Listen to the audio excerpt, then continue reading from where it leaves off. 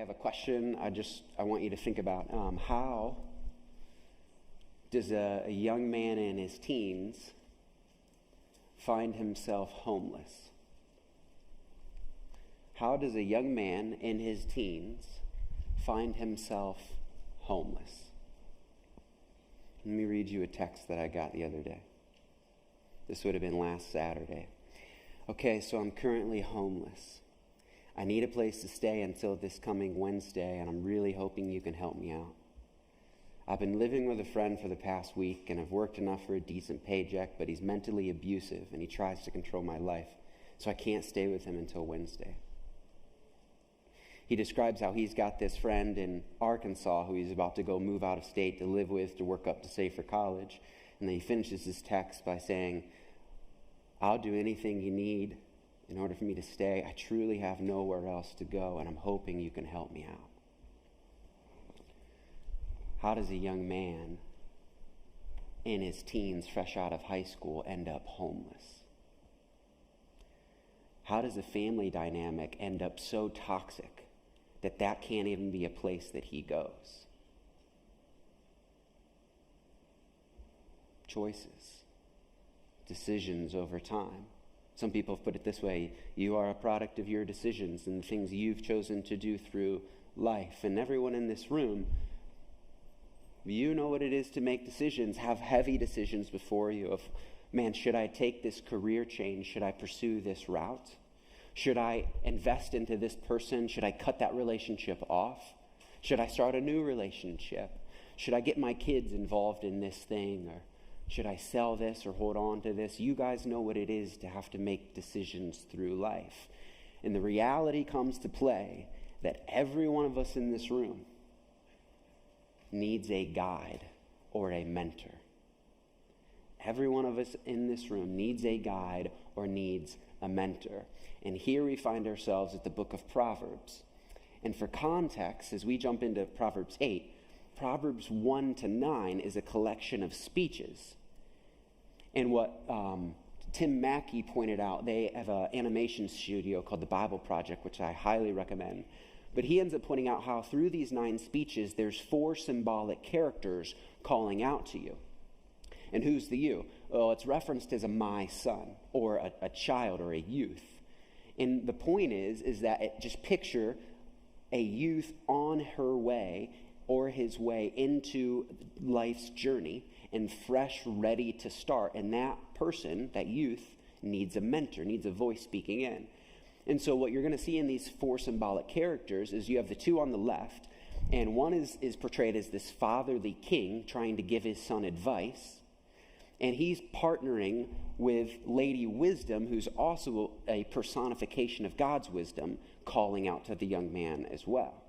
So you have them saying, hey, follow our voice, we'll be your guide and mentor, and we lead to life. But then you also have this contrasting couple. One of them is the wicked man. That's the one who's like, hey, come, let us wait for blood. And then you also heard last week Zach's teaching on Proverbs 7. That was Lady Folly's speech. This smooth talk, this attractive talk, and she's promising life, and everything looks good, but it ends up leading to death. And so do you see these 4 symbolic characters through these 9 chapters? Today we're covering Lady Wisdom's main call and speech to you in Proverbs 8. So that's what we're going to break down. It happens in 4 movements. You'll see up on the screen the framework that we're going to walk through. And it starts with an introduction, which is portrayed in the voice of that fatherly king, readying you to listen to Lady Wisdom. So you guys can read with me verses 1 to 3. You'll see it on the screen if you don't have your Bible with you. So it says, the fatherly king says, does not wisdom call, and does not understanding raise her voice? On the heights beside the way, at the crossroads she takes her stand. Besides the gates in front of the town, at the entrance of the portals, she cries aloud. And so what's this first introduction doing? If you take a look at some specific words, you'll kind of know, if I'm trying to listen to wisdom's voice, her call, where am I going to hear her? So that's what the Father is doing. And notice he mentions things like crossroads, gates, entrances to cities. Just picture what crossroads are. They're places where paths come together or paths separate, and you end up having to make a decision on which path you go. And then now picture entering into a city at the gates, specifically in Eastern cities, especially in this ancient Near Eastern context, that's the place where there would be a hub of marketplace activity, a bunch of decisions about buying and selling, and also it's the place where leaders would meet. You see that in the book of Ruth. So what's the point here? The fatherly a king is saying, look, hear wisdom's cry. Where is she going to cry? Where you need to make decisions. And here comes wisdom's speech, okay? So watch how she does this movement. Part number 1, here we go. Hear, for I will speak noble things, and from my lips will come what is right. For my mouth will utter truth. Wickedness is an abomination to my lips. All the words of my mouth are righteous, and there is nothing twisted or crooked in them. If there's a lot of voices calling out to you to say, come my way, how do you recognize wisdom's voice? What's the content of her speech? Goodness, truth, righteousness, uprightness. Oh, okay. Now I can help recognize her voice. Or you could just recognize what her voice doesn't sound like. Twisting of truth, crookedness, deception. She ends up saying, look, none of that in verse 8. There is nothing twisted or crooked in my speech. Nothing. So that's how you can recognize the voice, her voice amidst many. But also what she's going to do is give you like a handout, a choice to make. She's not forcing your hand to take her. She's offering an invitation. Look what this says, next text, Zach. Take my instruction, in verse 10, instead of silver. Take it. Knowledge rather than choice gold. For wisdom is better than jewels, and all that you may desire cannot compare with it. Simply put, she's offering you to take her instead of taking all you could desire. You see that? She's offering you, take me instead of taking anything the world offers. It might be shiny, awesome, attractive, and everything you desire, I'm better. Take me instead. Okay, so first movement, we're tracking well. Let's jump to movement number 2, which is going to take place in verses 15 and 16, what we're honing in on. We can't cover all of the movement. But what wisdom is going to do is try to sell you on her. Has anyone ever been in a job interview before or interviewed people to hire them? So in that moment, like if you're interviewing for a job, this is your chance to talk about impressive things, to like kind of brag on yourself. What you don't want to do is talk about things that don't really matter. Like, yeah, I was riding my bike the other day. Like no one cares. Like what you want to do is talk about all of your accomplishments so that you can impress and get them to hire you. Wisdom's making her case for you to hire her as her guide. This is her resume. So watch what she ends up leading with. You want to know how impressive I am? By me kings reign, and rulers decree what is just. By me princes rule, and nobles, all who govern justly. So what she does is she says, look, you take humanity, the highest level you can go in royalty, those leaders ruling of societies, I am essential for them. I can guide your life. They depend on me.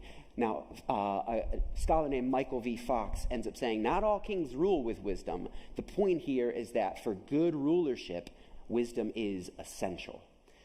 So she's boosting her resume. And then what she's going to do is point out how rulers, go back, Zach, sorry. How rulers decree things. And what would happen when a ruler decrees something is he would inscribe it, or carve out is the wording that's supposed to be referenced here, carving out into stone decrees. Why do rulers make decrees? Because there's a bunch of disorder around them that they got to lead. There's a bunch of injustice. So what wisdom is doing is carving into injustice and chaos order. Wisdom is carving order into chaos. Okay, now you can go, Zach. The other thing she's saying in this second movement is, I want you to take my fruit because it's better than anything else. The best of silver and gold, anything wealth has to offer, my fruit is better. All right, go to our summary so you can track with this. Part 2, you see her main 2 points. Let's read in part 3 in her final movement before her conclusion. If you want to amp up her resume, what can you go above ruling nations that she's essential for? How about creating the entire world? Look at this. Yahweh possessed me at the beginning of his work, the first of his acts of old. Ages ago, I was set up at the beginning, before the beginning of the earth. And she'll go on to describe this pre-creation state.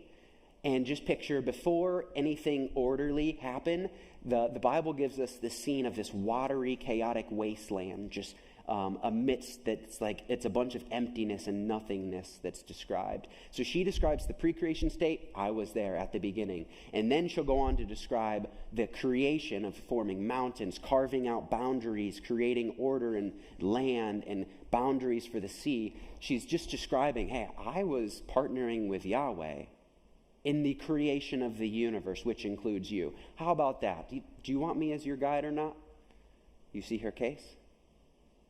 Now, you've heard Wisdom's 3 speeches, and overall, let me give you kind of a summary statement that I want you to think about.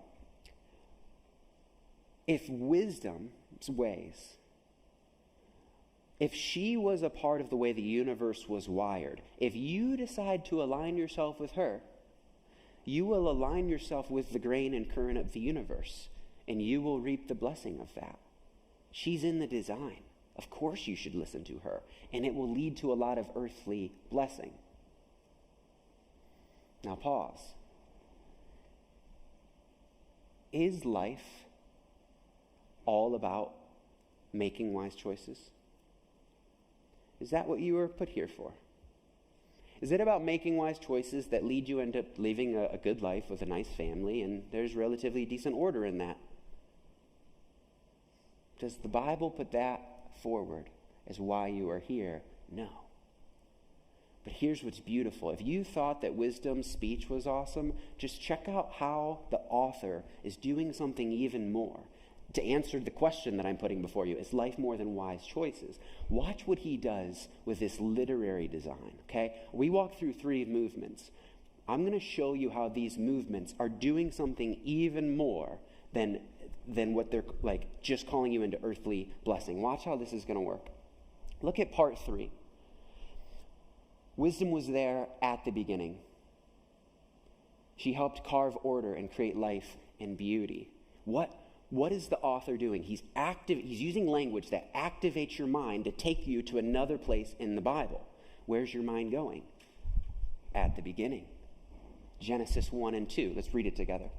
In the beginning, God created the heavens and the earth. The earth was without form and void, and darkness was over the face of the deep. Pre-creation state, disorderly, watery wasteland, abyss.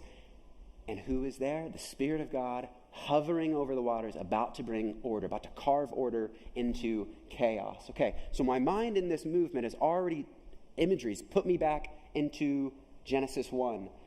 Let's keep moving with these movements. So watch part 2. This idea of a king ruling and this idea of fruit. Oh, that's also why was I put here? Let us make man in our image. Zach, you can actually go to that slide. And God blessed them, and he said, be fruitful and multiply and fill the earth and subdue it. Have dominion. When God says, let us make man in our image, he's saying, I want them to express my rule and reign, have dominion over everything. They will be rulers partnering with me over creation.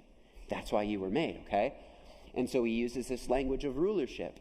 But also, going on, you can go back to the movement, this idea of fruit and yield is mentioned in Wisdom's speech. And even in Proverbs 3:18, wisdom is described as a tree of life. Again, where's your mind going? It's back to the garden. And what I love is watch how clear this becomes in this first movement.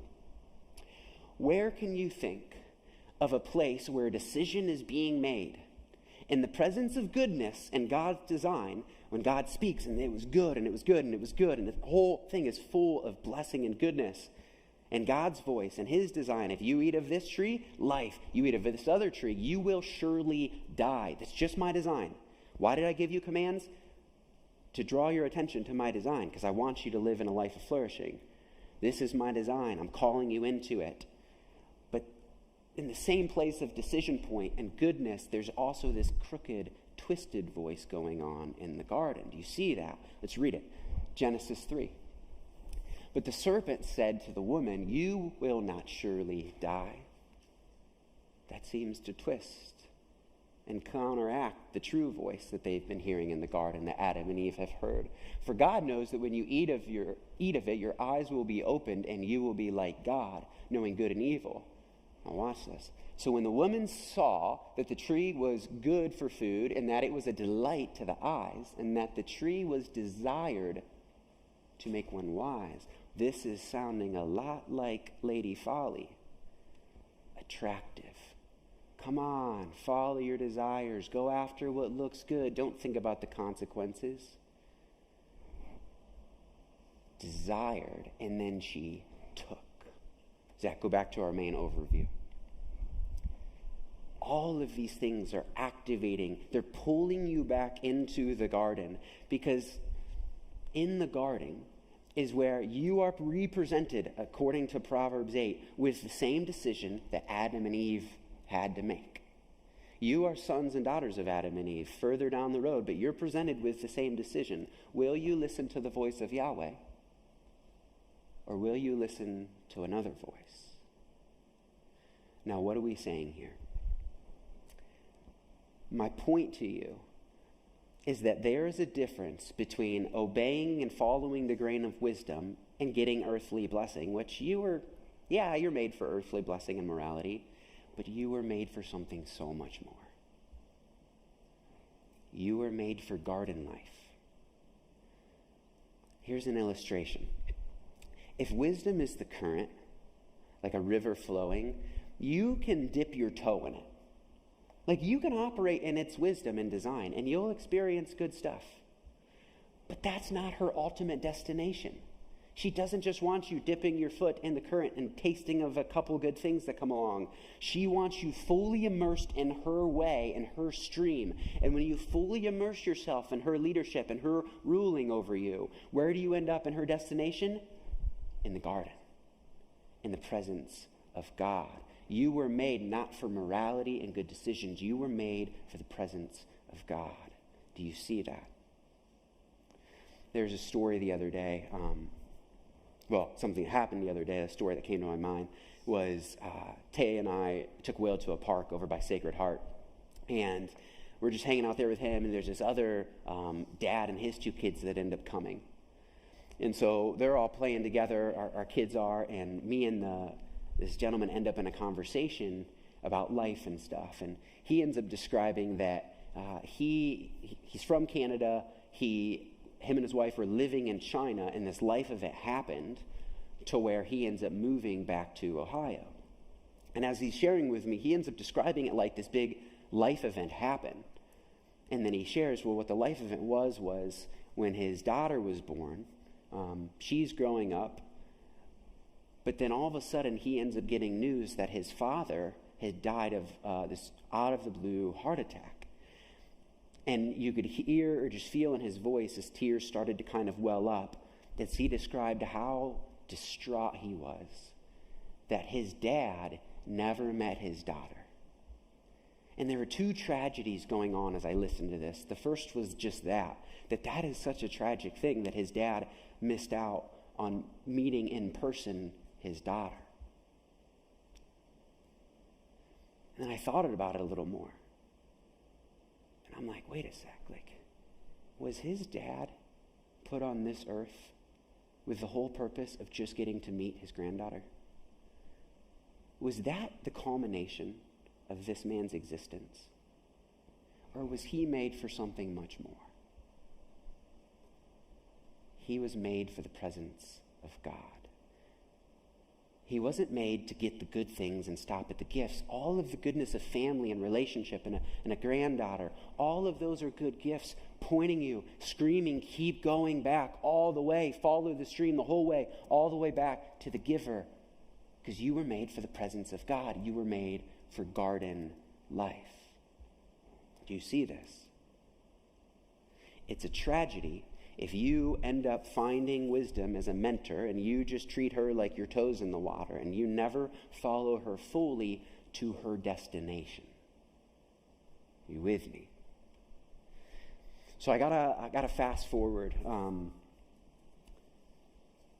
If you were to think about the idea of wisdom's voice calling out to you, a voice calling you into a certain way of life, does it really stop in the Old Testament?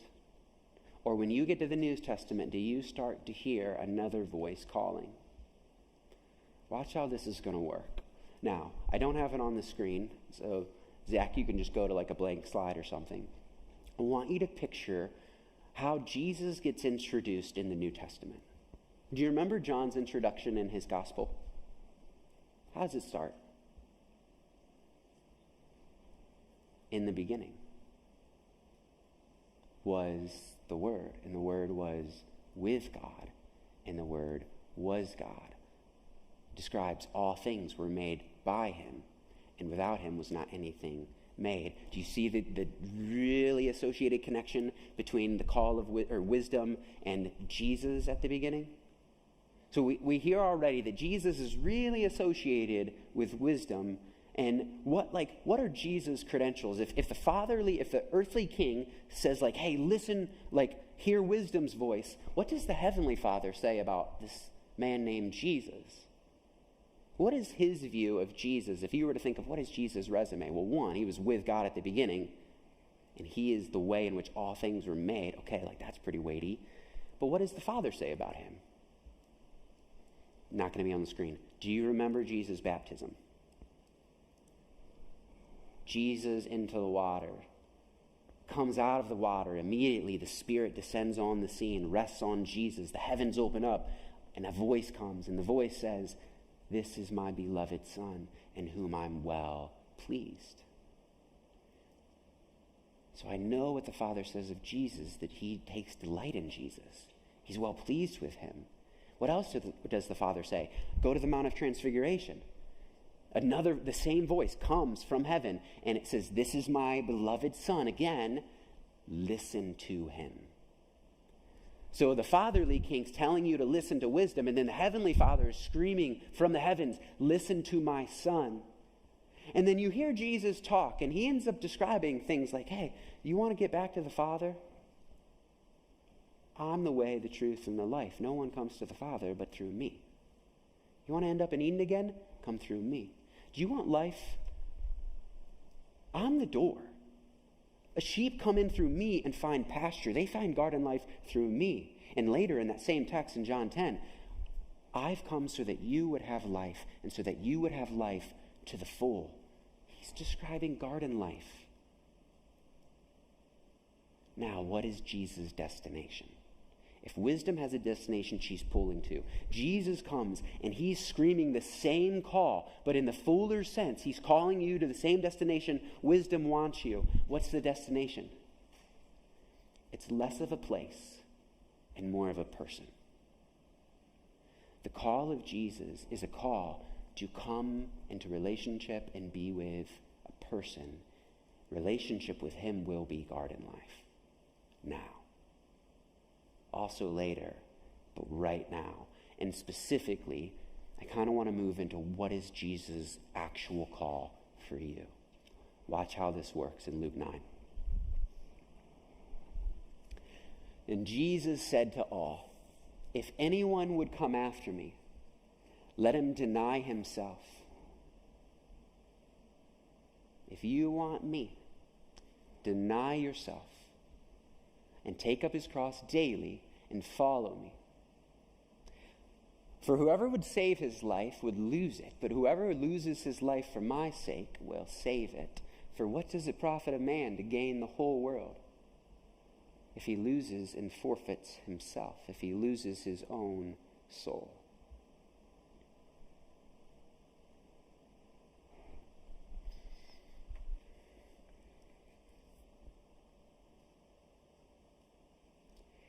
Even if you tried to swim in the current of wisdom, how long can you swim? How long can you align yourself by human behavior in the current of wisdom?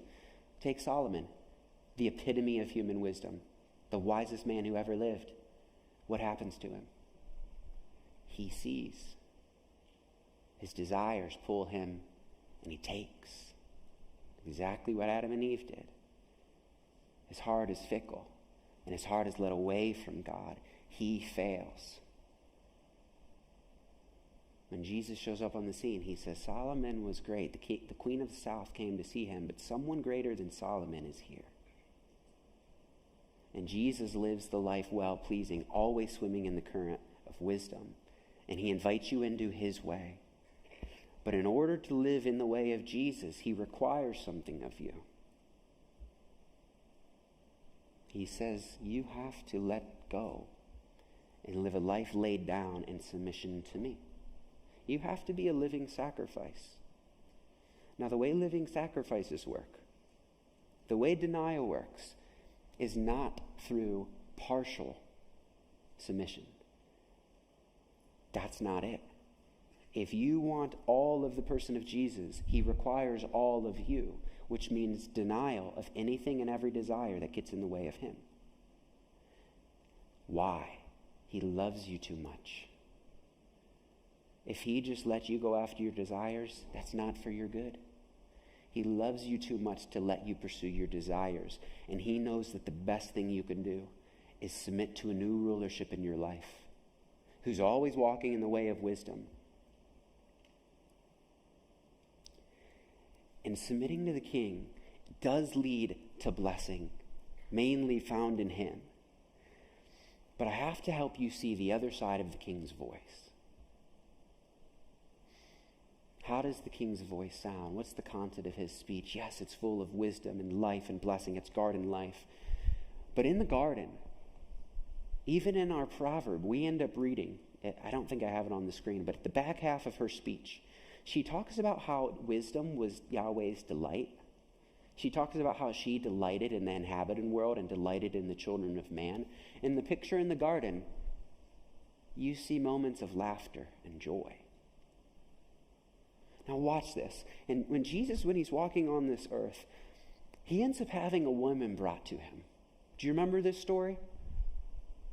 Possibly dragged by her hair, thrown at Jesus' feet, and says, we caught her. Even to the ones who'd fallen prey to Lady Folly's voice, just like this woman who committed adultery, we caught her. Doesn't the law say stone her? And Jesus, man, his voice. Well, let the one who's never sinned cast the first stone. The stones drop, drop, drop, and they all walk away. It's just Jesus and the woman, and he turns to her and he says, where are your accusers? Then neither do I condemn you. Go and sin no more. You see, the voice of Jesus is not just truth, but it is a voice of mercy. It is a voice of forgiveness. And no matter if you've made decisions and went after desires that have cost you points of your life, there is no place you will ever come that the voice of mercy can't restore you and bring you back to the intimacy he wants with you, to the friendship, to the garden life he wants with you. And I think the Spirit has been doing a lot within our community, specifically our student community, and this idea of how the Father views us, how Jesus views us. And there's a cool story. I was talking with one of our young adults, and he's been walking through a really hard journey of a lot of spiritual warfare, a lot of psychological problems, physiological problems. And he's been walking through this journey. And he ends up describing to me how God has spoken to him and revealed something that he'd never found worth in understanding who he was. And yet, as he ends up looking at MRI images of brain scans in a 2D way, he ends up finding this modeling software that allows him to see in a 3D fashion his own brain. And through that, God shows him how intricately woven he is and how much he matters. And the voice of Yahweh sings over him, "You are a son in whom I'm well pleased, and I delight in you." A voice of mercy, a voice of delight. Who is this king singing over you? Listen to the words of Zephaniah. Band, I know that was your cue. You don't have to come up yet. I'll give you another cue. We're not there yet. Listen to the words of Zephaniah. If you want to hear, what does the Father say of me? What does Jesus say to the woman who failed to make the right decisions? But it doesn't matter, because Jesus did live the life that he offers to you to now become a son of his, a daughter of his, fully pleasing to him. And what does the voice of God sing over you? The Lord your God is in your midst, a mighty one who will save. He will rejoice over you with gladness, and he will quiet you with his love. He will exalt over you with loud singing.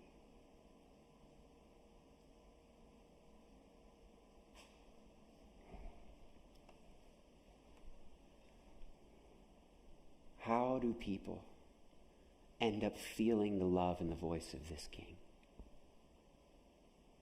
Well, first it starts when you decide to live in submission to the king and you surrender all of who you are to King Jesus and say, "I want your rulership over me." He is no fool who gives what he cannot keep to gain what he cannot lose. Jim Elliott. Don't be a fool. Listen to wisdom's call all the way to the destination of Jesus, to Jesus' call. Give up what you can't keep. Stop trying to be God over your life. Let it go. And invite the new king to take rulership over you, which will mean a life of denying.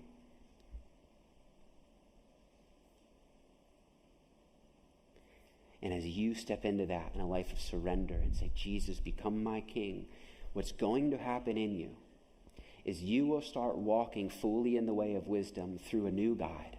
Because when Jesus leaves, he says, "Look, it's to your advantage that I go." Because who's coming? The helper. The one at the very beginning who was carving order into chaos. Who can move into your life and start carving order into chaos. The helper, the Holy Spirit. Jesus says when he comes, he will guide you. He'll be your mentor, your guide. He will guide you in all truth. He's going to tell you what I have to say. Life is about relationship with me. He's my voice. Listen to him. That's Paul's language in the New Testament. You can follow the desires of the flesh and you will reap corruption. Or you can follow the Spirit's voice and you will reap life. Do you see this? So what does this practically look like? I kind of want to end with this. What does this practically look like? Well, when the king's sons and daughters start living in submission to the king, his love in radical and ordinary ways starts popping on the scene. Do you remember the young man who texted me? "I'm homeless. I need a place to stay." I ended up texting a couple of our students, and one of them was Caden, and I said, "Hey, let's radically love this boy. Let's show him the love of Jesus. Let's do this." And through conversations and where our desires, like, let's just bring Trent into our life. He'll just do life with us. And the Works is a family in our church, and they end up saying, "Yeah, we'll host him. He can live with us." And they provide a space for him. And he ends up being in conversations with us, a part of our community, and living what it is to be in the current of God's body. And what effect did that have on that young man who was in a toxic relationship with his family? Hatred, harboring, unforgiveness, both parties probably at wrong. Living in a toxic relationship with his family, homeless. Let me read you the text as he ends up going out to Arkansas. Something happened while he was in the community of God's people. He ends up hearing a different kind of way of life, a different voice. Here's the text on his bus ride to Memphis on his way to Arkansas. "I met this Venezuelan guy on the bus to Memphis. I'm still on the bus at this current moment. He barely spoke English, so we had to talk through my translator app. His name is Isaac. But we got to talk about a lot of things. We end up on the subject of God and Jesus. And Isaac reminded me that Jesus is about forgiveness. And that I should forgive the people from my past. And he says, he sent a text to his parents, and he says, I know I played a part in everything, but I want to say I forgive you guys for everything. And he goes on to say, but wow, this boy has tasted of the love of Jesus. And it changed him. And God is still after him. Trent's journey is still being formed. And Jesus desperately wants to be wisdom for him for the rest of his life. But more than that, he wants Trent in his presence so that he can delight and sing over him. And that is the voice for you, that God wants you in his presence so he can delight and sing over you. So I want to finish with this psalm, in Psalm 16. You'll see it on the screen.